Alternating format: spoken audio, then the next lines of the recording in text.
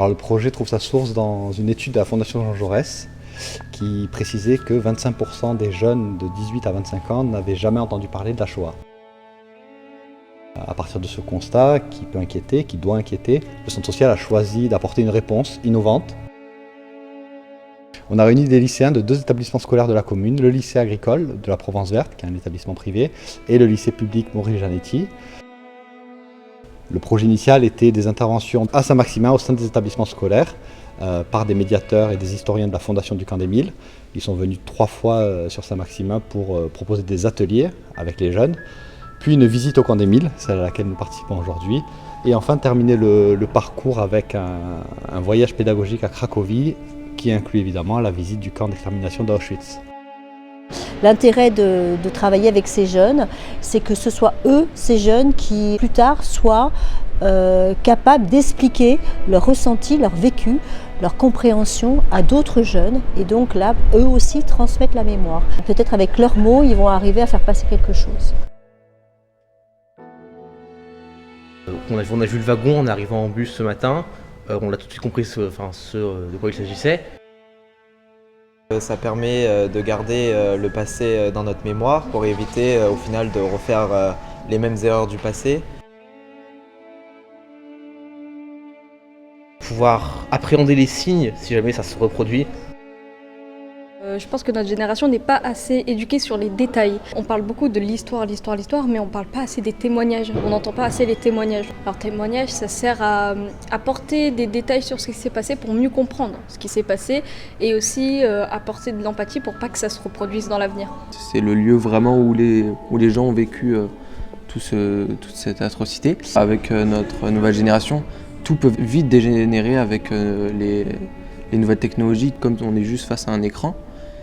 Et donc de se rappeler de quelque chose qui est vrai, que les gens ont vécu, ça peut peut-être remettre en question avant de faire quelque chose d'irréversible. Il y a beaucoup de choses qui sont dites sans savoir ou sans vraiment vraie recherche. Du coup, ça permet d'être dans ces lieux, de découvrir d'autres choses et d'une autre manière et de se faire notre propre avis à nous sans l'avis des autres. Voilà, l'éducation et le devoir de mémoire, c'est quelque chose de capital pour éviter que ça se reproduise.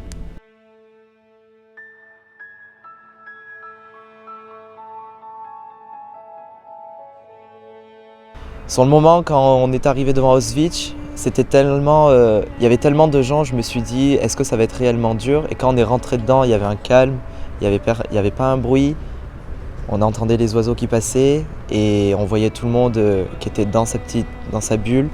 On n'entendait rien, c'était très calme, du coup forcément j'ai envie d'en témoigner pour qu'ils puissent se rendre compte que ça a été quand même une période de notre histoire qui a été très très dure. Lorsqu'on était sur place, on a ressenti quand même une pression au vu de l'entrée d'Auschwitz et de Birkenau, les rails qui rentrent dans le camp. On se dit, d'accord, donc les images qu'on a vues dans les livres, dans des vidéos, dans des reportages, c'est réel, ça s'est vraiment passé. C'est l'expérience de se dire que nous, on a eu la chance d'y aller et on était tous habillés bien chaudement pour y aller. On avait froid, on avait extrêmement froid, on a eu énormément de mal, il y avait du vent, il y avait du crachat, c'était très désagréable. Et nous, on avait cette chance vraiment, et j'utilise vraiment ce terme et je pèse mes mots, d'être bien vêtus. Alors que les personnes qui y étaient, ils n'avaient pas 1/10 de ce que nous on avait. Et là, on se rend vraiment compte des choses, quoi. C'est pas simplement une image ou une histoire, c'est quelque chose de concret. C'est quand même quelque chose qui est à l'école qu'on apprend et on apprend que par rapport au manuel. Et maintenant, nous, on a eu la chance de pouvoir voir de nos yeux et d'être complètement sur le terrain. C'est même plus des images sur des mots et des histoires, on a vraiment mis un sentiment, un contexte. Certaines pièces m'ont énormément marqué, comme par exemple les chambres à gaz qui ont explosé quand les Juifs ont été libérés. On a vu les ruines, rien n'a été changé, rien n'a été déplacé.